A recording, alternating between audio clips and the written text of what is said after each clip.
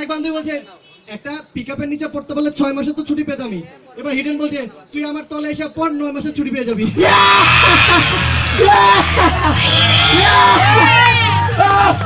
এবং ও মনে হয় মানে হিডেন কিনে একটা গল্প বলি।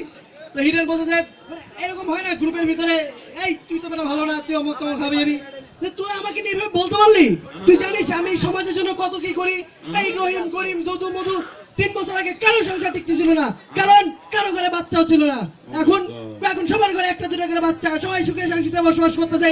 সব কালো বোঝা না, কালো বোঝা।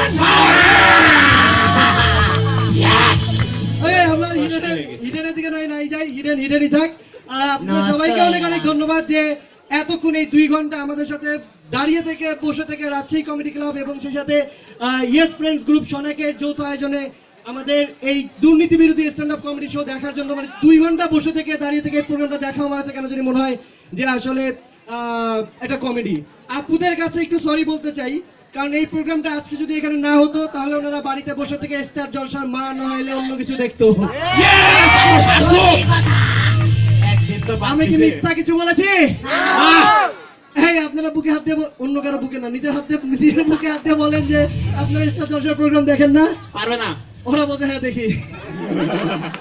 ওকে, আপনাদের সবার জন্য অনেক অনেক শুভকামনা রইল এবং আমাদের জন্য শুভকামনা থাকবে আশা রাখছি। এবং সেই সাথে আমাদের ফেসবুকে facebook.com/rajshahi comedy club